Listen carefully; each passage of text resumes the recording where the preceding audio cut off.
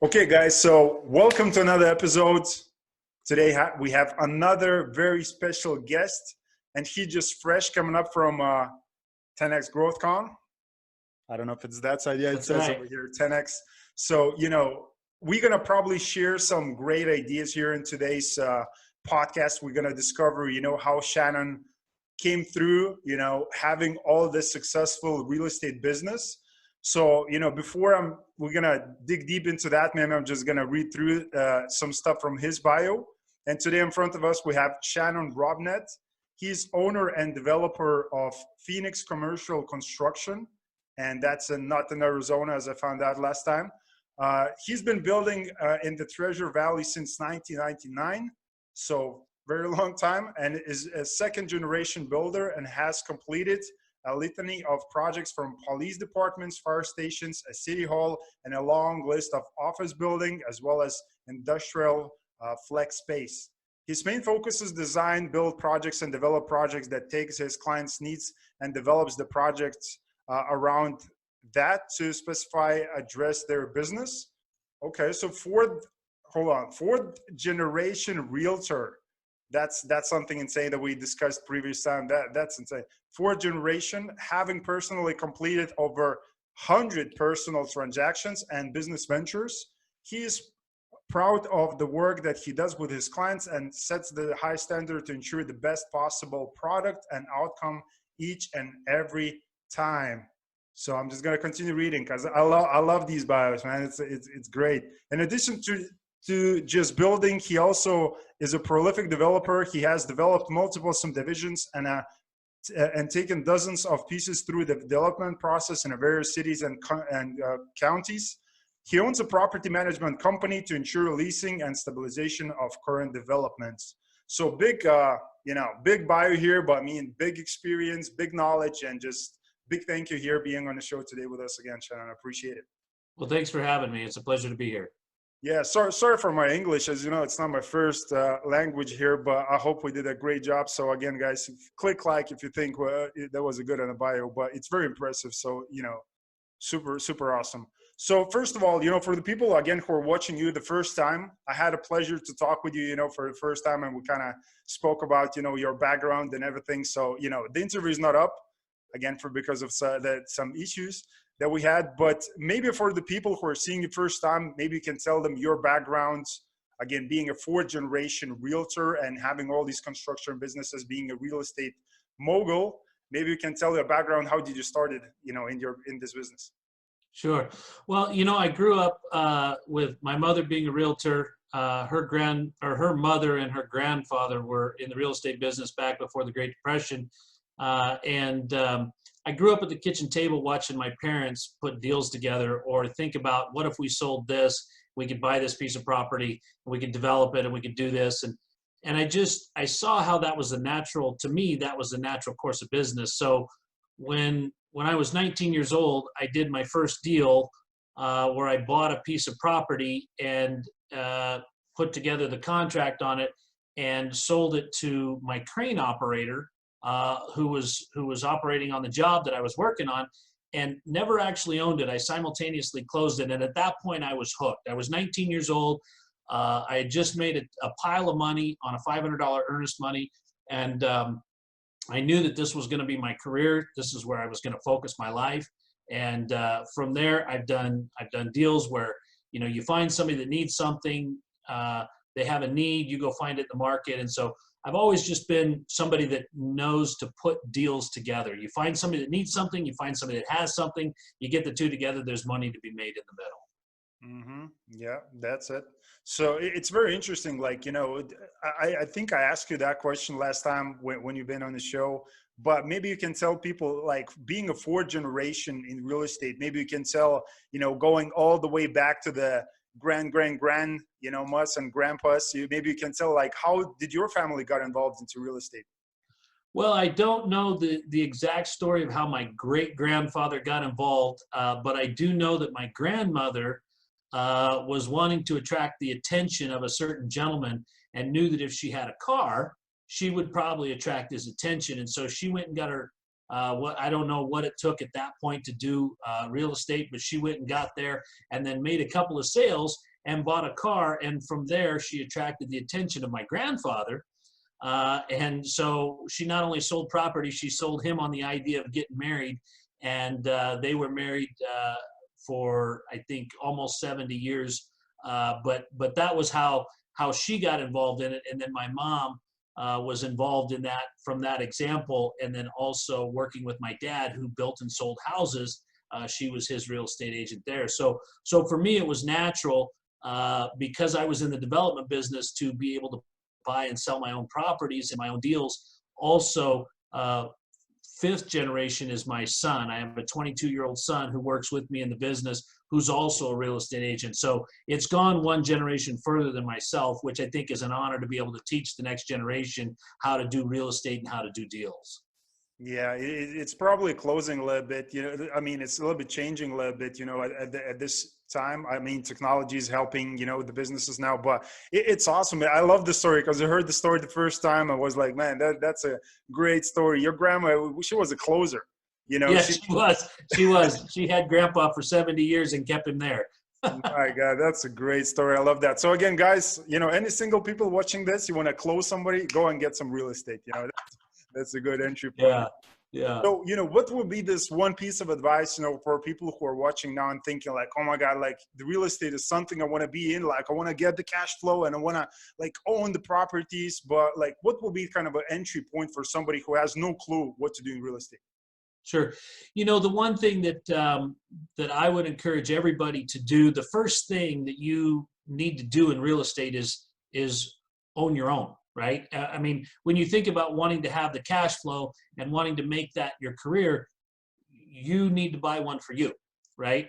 And those of you that have read the Rich Dad, Poor Dad series, that the first thing that he talks about is the difference between an asset and a liability, and keeping your liabilities in check so that you can buy more assets. And if you own your own home, you have the ability to then buy another one and another one. And that's the reality. I put together a small spreadsheet for some guys that I'm working with, just some basic counseling for them, that they're wondering, how do they build a real estate empire where you're able to control lots of properties? Well, it has to start with you.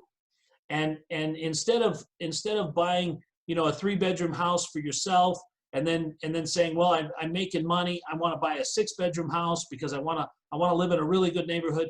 As you know from the book, Rich Dad, Poor Dad, he kept buying the 3-bedroom houses, and he kept renting those houses out, and he kept making that as cash flow.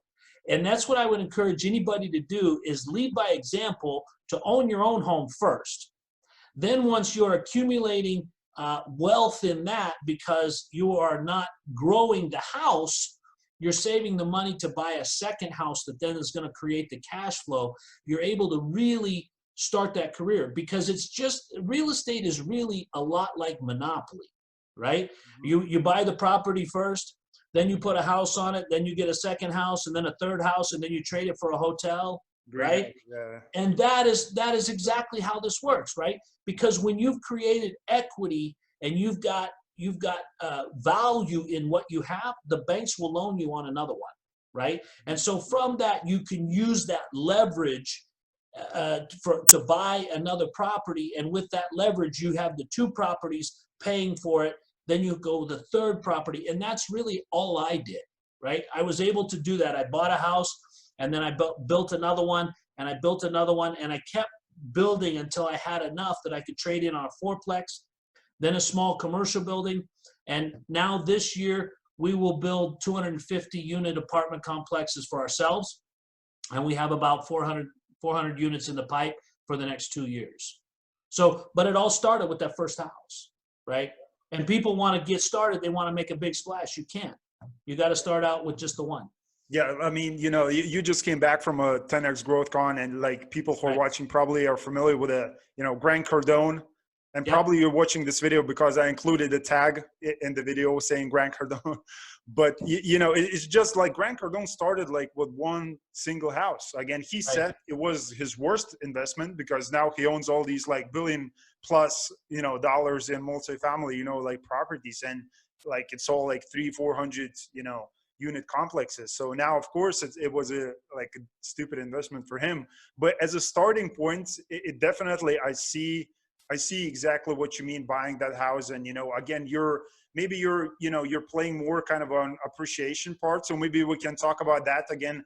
Is it even now the right time to go and buy the house, to that starting point for yourself? Because, there's a lot of people that went underwater in 2008 with, buying houses. They couldn't pay the down payments and so forth. So maybe you can talk about that. Maybe there's a timing, issue for people. Should they go and buy now, or should they go when the, economy tanks, or is there a timing for that?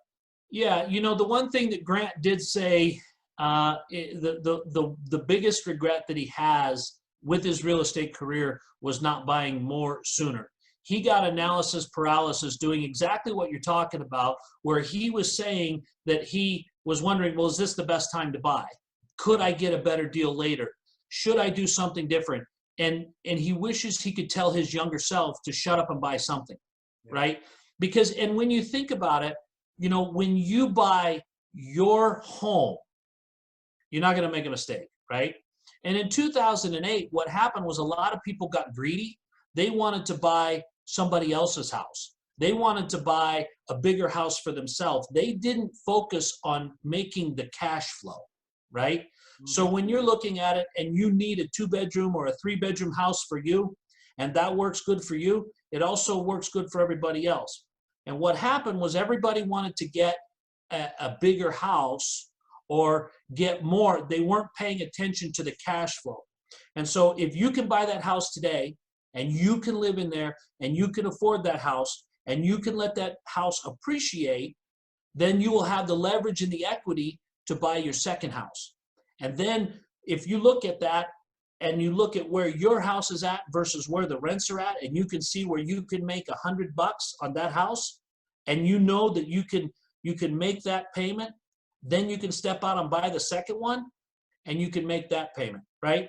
And I put together a small spreadsheet that if you went and bought a house and let it appreciate, where you're getting about 5% appreciation a year, and you're taking and you're putting some extra money aside every month. On top of that, you're going to create a reserve, you're going to create protection, you're going to create some savings account so that you can then buy your second house, and then you take the cash flow combination and you put it toward the payments, and then you're buying your third house, right?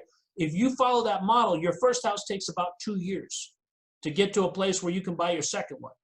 The second house takes about 14 months before you can afford your third one. Your third house takes about 8 months before you can afford your fourth one. And in year 10 of that model, you're buying 5 houses, right? But the first house is 2 years. Everybody wants to have it happen in 6 weeks, right? The thing about real estate, it's not a get rich quick, but it is a get rich. For sure. You do have the ability to accumulate wealth. And the other plan, I don't know that anybody has another plan to get rich. Right? Well, there is in this day and age, I mean, there's hundreds of different ways, but the proven way that's taking us all the way back to hundreds of years back. This is the proven way. Real estate, it's no brainer. Right. You get people, they pay you, pay off your mortgage, you get the rents, yep. You lower expenses as much, increase the profit, the top line. I mean, it's no brainer. It's fairly, right. Of course, there is a lot of moving pieces depending in a type of business that you want to go in. Maybe if you're in a construction, there's a lot about timing and, labor and, whatever the costs, but, it depends on the business. So I see exactly what you mean with buying houses. What do you think would be, a strategy, kind of an exit strategy with buying houses? Because I see there's a lot of people facing these issues because, again, to getting a property management, it could be a little bit tough. I mean, signing a new loan, every time you buy a house is, managing all these properties. So it could be a little bit tough. So is there a specific number that people should acquire and just exit it by, selling as a package, as a portfolio, or what should be a game plan with buying houses? Yeah. So, one of the things that I encourage people to do is to get a team, right? I mean, real estate is not a solo sport, right? You need to have a good real estate agent, right?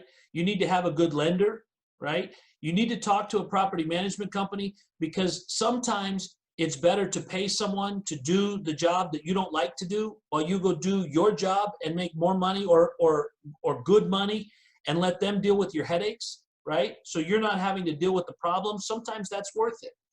But what I've always seen is that people will grow and there will come a natural progression where maybe you have 2 houses, maybe 3 houses that you're renting out, and that becomes a lot of work. And then you want to get involved with maybe a syndication, or maybe you want to be an equity financier of something. There's other avenues there, right? But you've got to learn how to be your own person to see and respect the deal that you did with your first house, right? And you see where your real estate agent comes to you and says, hey man, I got another good deal for you. And you look at it and you go talk to your lender and your lender says, hey, I can get you some good financing on that. And so then you have the ability to put that deal together. Now, when somebody comes to you and says, hey, I have a 4-plex for you. And you say, well, gee whiz, that's a really great thing, but I got to sell these 3 houses. You already have a real estate agent, right? You got somebody playing on your real estate team that says, hey, you know what? I know exactly what those houses are worth and we can sell those quick. Right? And then you're in a position to move instead of something where you're having to figure it all out by yourself. Right? And so when you find that team, it makes these decisions happen a lot better. Right? And if you've got a really good real estate agent, that real estate agent's going to come to you and say, hey, you have 3 units. I have a 4-plex over here that you should buy, and I should sell those for you because that's their job and that's how they make their money. So now he or she is going to make money selling your property and buying you another one, and you're going to make better cash flow, right? And that's how this game is supposed to go. And so if you're buying a house and you tell your real estate agent, I want to get in the cash flow game and I want to build a real estate portfolio, and that real estate agent says, oh, wow, that's cool, and shows you one house and you buy that house and then that agent never calls you back, you better be very thankful because that's not a team player, right? That agent needs to bug you and say, hey, are you ready to buy another one this month? No, I'm not going to be ready for 6 months. Well, they call you in 5 months. They say, you're going to be ready in a month because I got some really good deals coming. Because when you look at it, the appreciation is just as strong in a market like this as the cash flow is, right? And you can't rely on one. You can't have all cash flow and no appreciation, and you can't have all appreciation and no cash flow. So you got to have that balance. But what I know is that rents always follow price. So when you saw everybody was coming out of 2008 and saying, hey, the market's going downhill, right? So I can buy something for less in a month. And then when it got to the bottom, everybody was thinking, well, I'm going to wait a little bit longer. It's going to go down some more, and it didn't. And so it kind of leveled off. And then people started to say, well, I still have high rents because the price was high last time. So my rents were over my cost. But that's a downward trend market, right? Now that we've gone back into the upward trend market, you're buying a house for 150 and the rent on it is 700. Now you're going to pay 200 for the house and the rent's going to be 900. All of those things barely cover. But if you're living in it first, you're creating 2 years of equity in that house where the rent catches up and passes you. That's where you get your cash flow. See? And then you're moving, and then you're doing the next deal and the next deal, right? Because you're always pushing that. And in a healthy market and in a strong growth cycle, you're always going to be right there scraping to make that first $100. But in 3 years, you're going to be making $300. Because the market has continued to grow and there's been strong growth, not stagnant, right? And not going downhill. Yeah, definitely. Yeah, I agree. You made some very good points, and I hope you guys took some notes, and I mean, you can probably expand on that and can go longer, but it's only that as much time, as we have on this show. But, right. Again, what you're saying is so true, because I know investors like in London, because London is playing only on appreciation, because like London is going to increase and increase in rents and in value because it's London, same as New York, right? So I know people investing doing very well in these markets. So I mean, it's doable. It's just depending on the type of strategy, on investing strategy that you have, syndication, real estate, like multifamily is your thing. Maybe you don't see the point going in, and investing into single family homes. But again, like everything that you mentioned, and it sounds like it's a relationship type of business, which it is. Like, you know, to have the brokers, the good brokers, you need to have a good relationship. Like, to Right. have people who have the capital for you to raise money to buy these big complexes, you need to have relationships. So it's a That's right. relationship type of business. So, and you know, everything takes time. As you said, you know, 2 years could be shorter, longer, depending on his skill sets and like where do you live, and you know, a lot of, you know, variables here. So what do you think, again, for the people who are watching and thinking like, oh my God, there's so much information to digest in here. Like, you know, like I don't have any friends, but I see all these like people popping up like, you know, on ads and stuff, you know, offering me all these mentorships. So what do you think? Should people, like, when they're fresh, still don't have, they never read a book, don't know nobody who's investing, should they go and get the mentor from a get-go? You know, I hear all the time about people talking about coaching, and I look at it, and you know, I always had a coach in my parents, right? And then once I got outside of their conventional wisdom, I always sought out people in my industry that knew more than I did. And it's amazing what happens when you come to people that you think, man, there is no way they will talk to me. They are way too big. They're way too powerful. They would never want to be involved with me. A good real estate agent, like the best agent in the business, they would never want to talk with me. You would be surprised, because everybody likes to give you some advice. And if you're really willing to listen, you will be surprised at who will give you advice and who will help you. But what I would tell you is that having a coach, having a mentor is something that everybody that is successful has. Michael Phelps, the best swimmer in the world, has a coach. Today, he has a coach. The best bodybuilders in the world, they have a coach that spurs them on.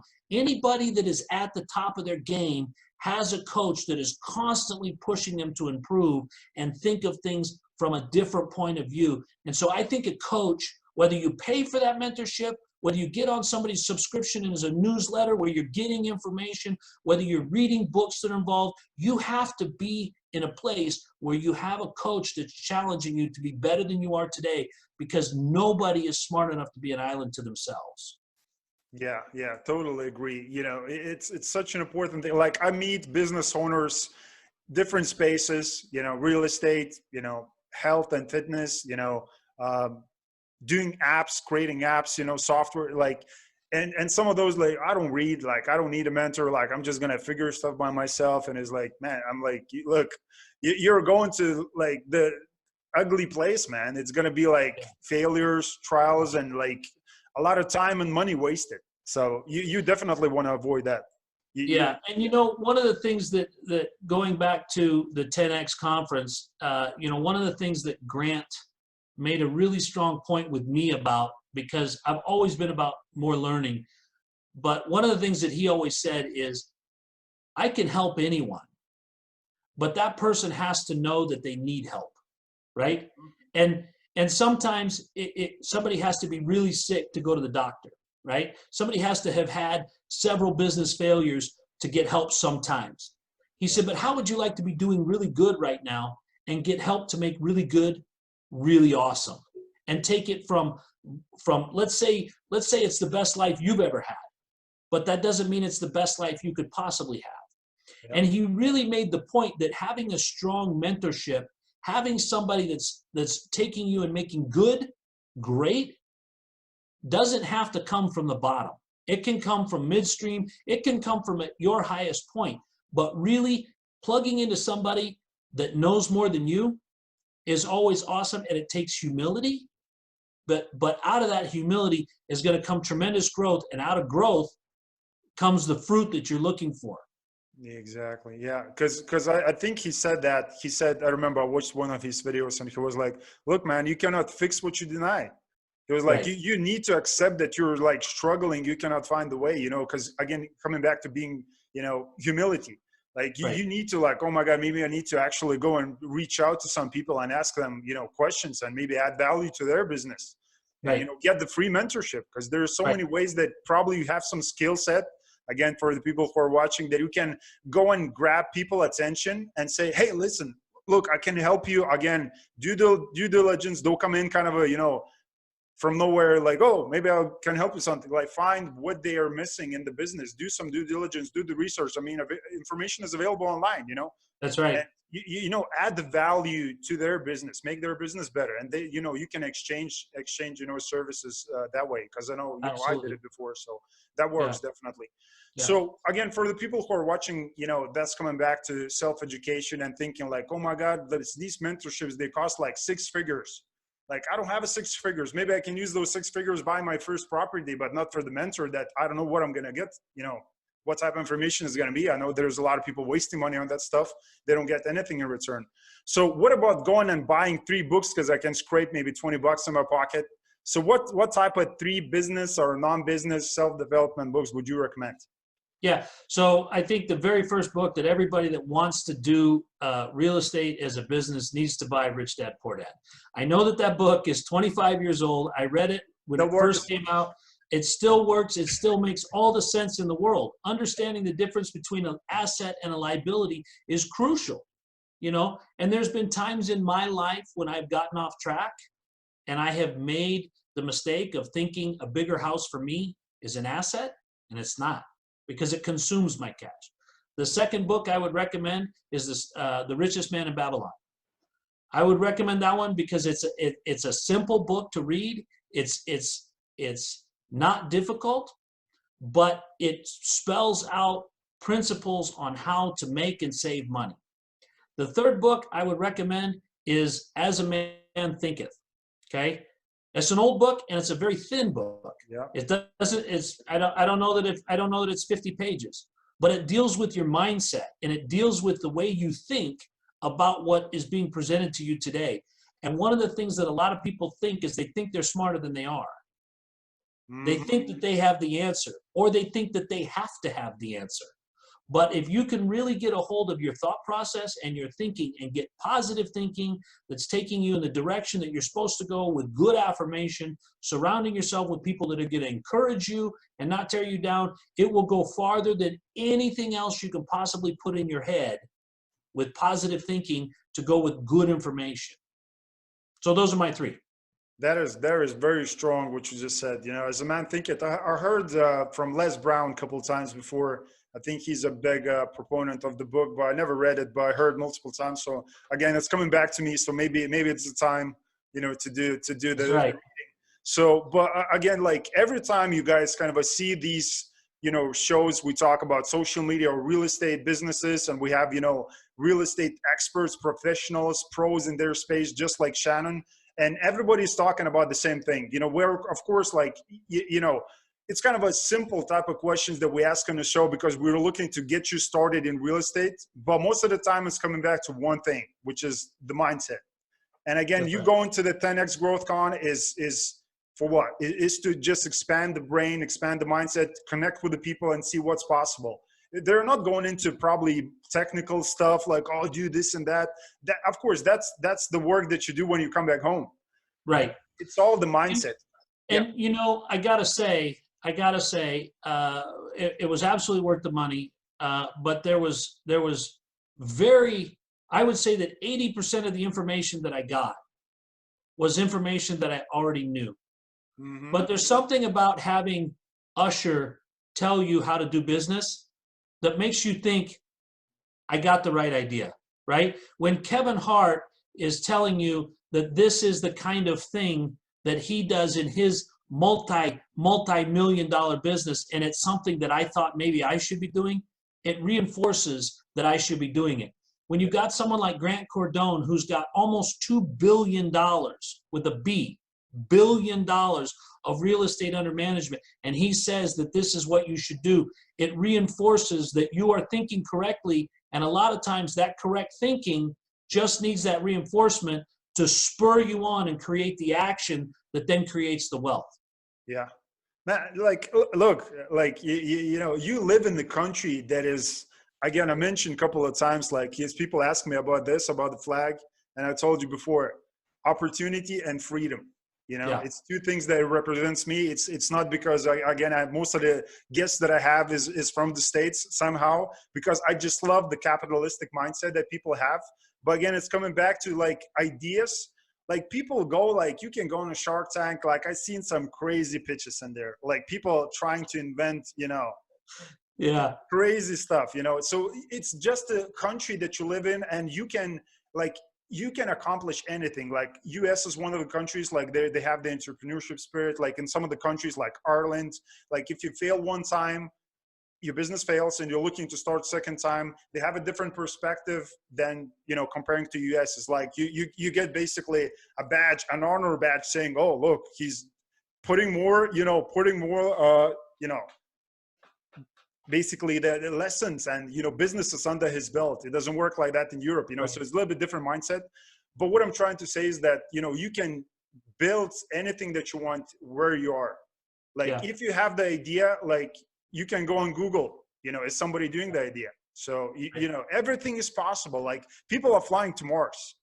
Yeah. So, and we're sometimes thinking in this small box, like, should I, follow this small like idea? Maybe like it's ridiculous. Like people do amazing things. So everything Yeah. is possible.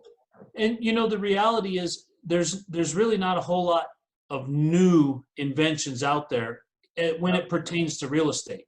I mean, cash flow, how to get cash flow. There's only a couple of ways to do it correctly, right?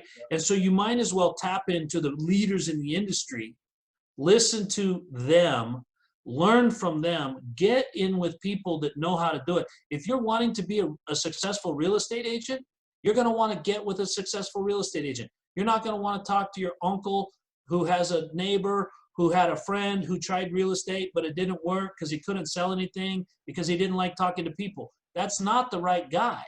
You need to go find the guy that is killing it. You need to go find the guy that is doing what you're doing, or the woman that's doing what you're doing, and mentor with them, follow them, copy them, see where they go, see what they do. That's how you'll be successful. That is so true, because I made this crucial mistake. And again, for the young audience who is watching this, they're thinking like, because probably they're thinking the way I think. Maybe they're thinking different, because this information sources, the YouTube, or you're watching on a Facebook or LinkedIn, or listening this on a podcast, it wasn't there when I was growing up. So I assumed whoever gave me an advice in their 50s, 40s, 60s, I assumed they're successful, they have the life experience. But after some time, I was like, whoa, look at the life result that they have. Because before I was taking an advice because I thought they're old, they have experience. I wasn't looking, as you said, who's killing in the game. I was just looking for advice. But what type of advice are you going to get for people who are broke? I mean, you're going to get the same Exactly. advice. They're broke because they have broken thinking. Yeah. Again, coming back to that. Awesome. Yeah. Awesome. So maybe we can talk about, expand on thinking and the goals and the business and real estate. Maybe you can share with the audience, just a few or more, business goals for this year that you have for yourself. Yeah. So one of the books that I read at the end of last year was Homeless to Billionaire.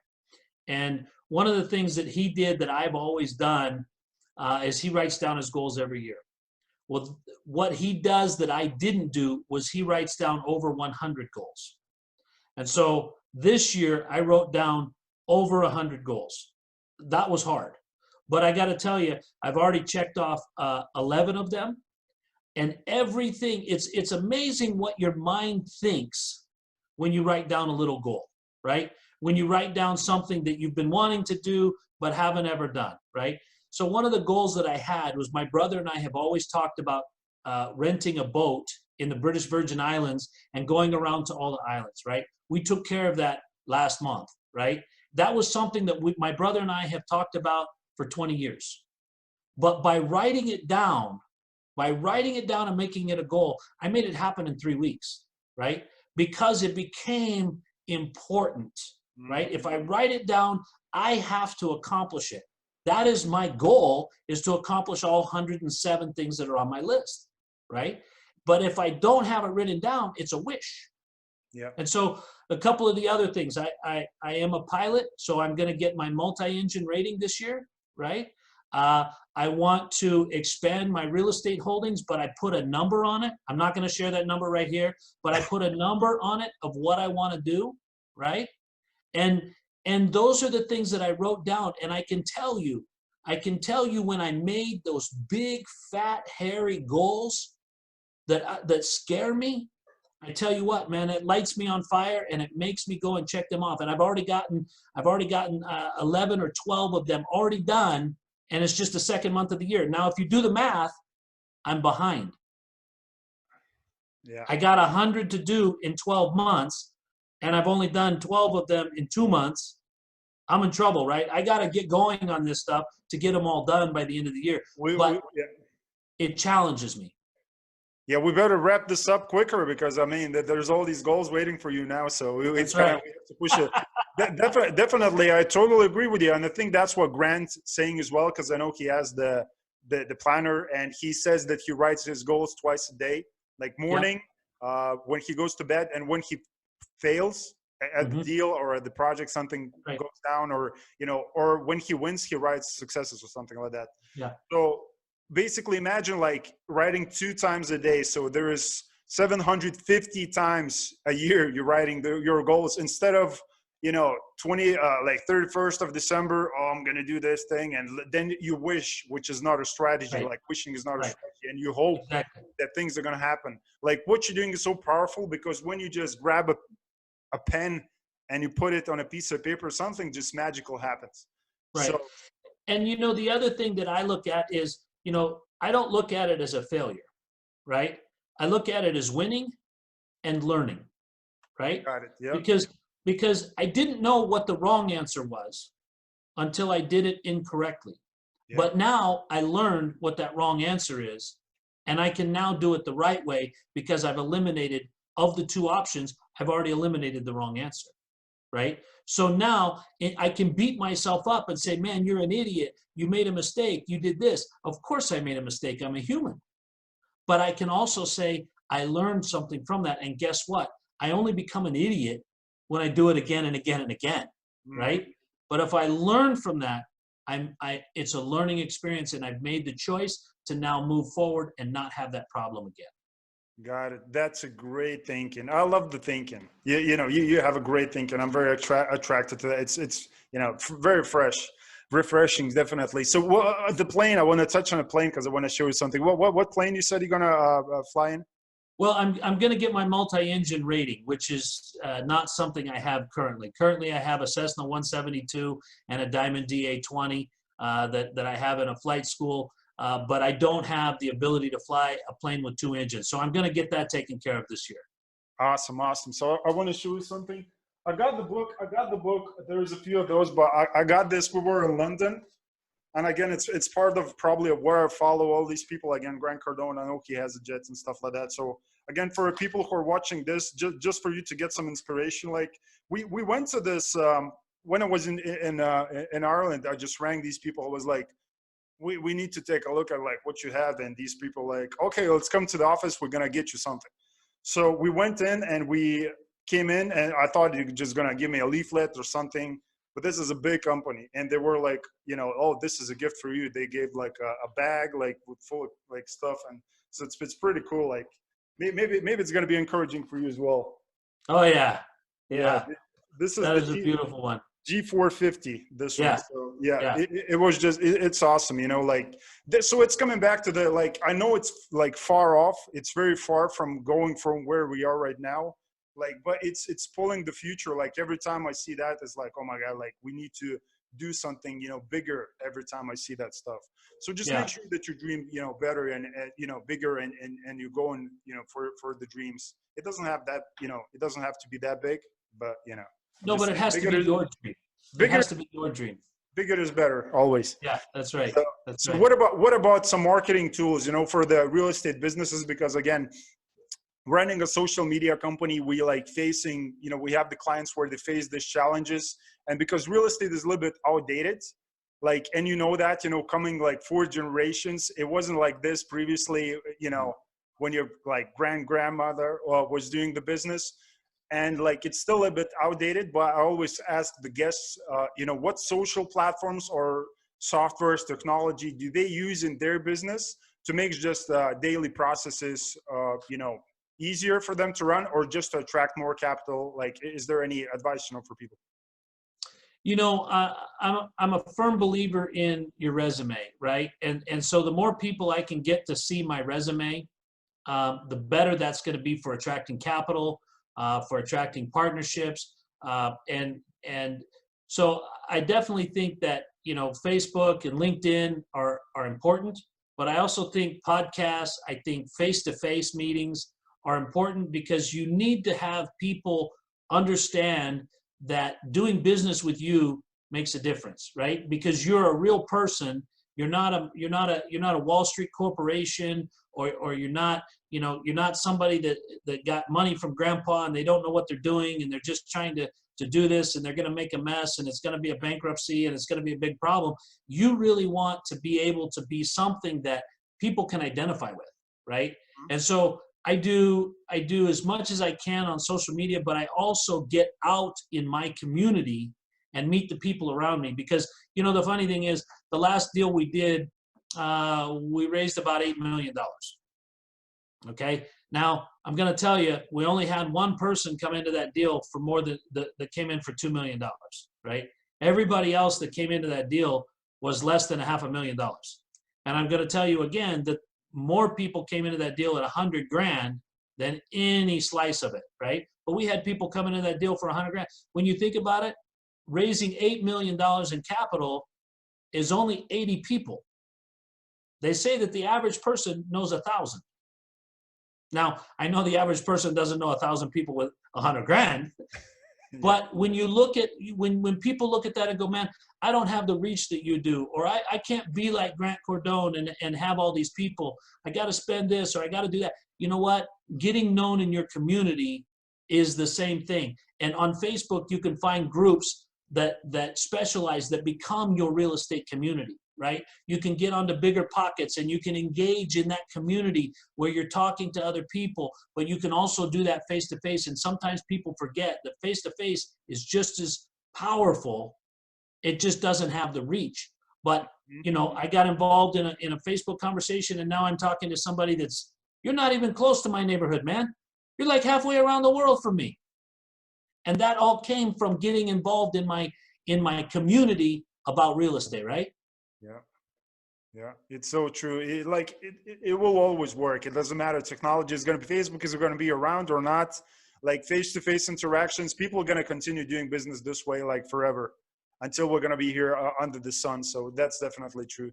I mean, but implementing some strategies in the business just to make sure that you can have your hands off from some day-to-day, things.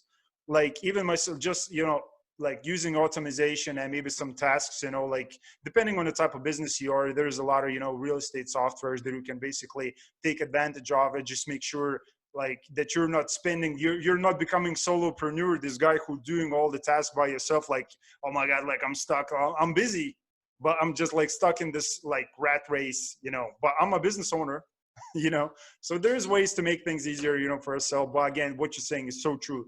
Face to face. And just that's where when you say real estate's old fashioned, that's me, right? I'm old fashioned. And that's why I wanted to be on the show with you, because you know how to automate things. You know how to make my life easier.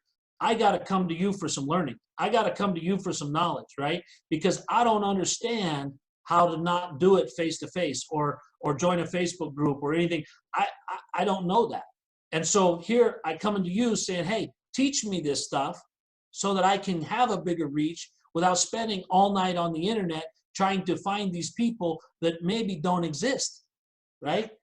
I'm sitting here doing all the work myself. And so I'm coming to you saying, hey, how do I get some help from you to do exactly those things? Because I don't know. Yeah. Oh, hey, let's get rolling. That's right. Let's get rolling. There's definitely, great ways, like, like particularly, like, I'm going to give you a few tips, like for people, again, who are watching, you're looking to get involved. Like if you get on Facebook, like statistically, like there's everybody on Facebook, like you don't have to use all the platforms. The reason we use all the platforms for people and the companies, whatever they do, like hotels, Airbnbs, they run a, construction business, or they do multifamily. You have to be on all the platforms for a very simple reason, because people consume in different ways. They consume information in different ways. Somebody likes to read, somebody likes to watch stuff on YouTube, somebody likes to listen to the podcast on the way to their projects, to work, whatever they do, so you just have to create those type of information, contents in those different ways, but you have to tell the story. Like, it's plain and simple. Like, people, if you're going to push your marketing efforts, try to sell them something, like, people are not dumb. They're going to look at you like, man, you're trying to sell me something, and they're not going to stick around for a long time. So you just have to tell them a story, because that's why I love the podcast, interviews just like that, because you can hear, your story, coming four generations, and, building this company, going to the, like, still building, and, taking this old school approach, but, implementing new stuff and just continuing with the journey is powerful. And people want to hear that. And that's why people, that's why this interview got all these views, because people want to hear the story. So same as a marketing technique, you need to tell the story, but that's where the expertise and the, you have to, be like, you have to know the way to approach that stuff. But, most of the time, like, business owners are super busy. They don't have the time for that. And that's why they go and outsource and do the stuff that way. So again, coming back to the social media, before we're going to go away, I hope guys enjoy this great interview. And Shannon it's just a pleasure talking with you. And, so much information is still coming from you. I mean, coming back all fresh from this conference. So I know you're buzzing. You're like, oh, I want to make things happen. That's awesome. So maybe you can share people with some of the social media platforms that they can get in contact with you and just ask a bunch of questions. Yeah, well, you can obviously find me on Facebook or LinkedIn. I'm trying to get on to Twitter. I'm at Robnett1 on Twitter. I don't use that very much, but I'm trying. The old dog new tricks. And then I'm on Instagram at Shannon Robnett, so you can follow me there. I don't. Most of what I do is on Facebook, and you can just find me there at Shannon Robnett, or you can reach me at shannonrobnett@gmail.com. It's real simple. There you go. Facebook is the easiest way. I know that, because that's how we connected. So that worked. Absolutely. So guys, I hope you enjoyed this phenomenal interview. I'm pleasure to have you again. It's the second time I'm talking, so it's a pleasure. Again, guys, you're seeing this first time, but this is a real dude. Like, you want to follow Shannon, all these social medias, maybe get him more followers, to these platforms. Of course, you can find all the links down below. So again, if you enjoyed the show, please like, subscribe, and I'm going to see you on the next episodes. And I appreciate you, Shannon, for being here today. Thank you for giving me the opportunity. Thank you very much. Thanks. All right.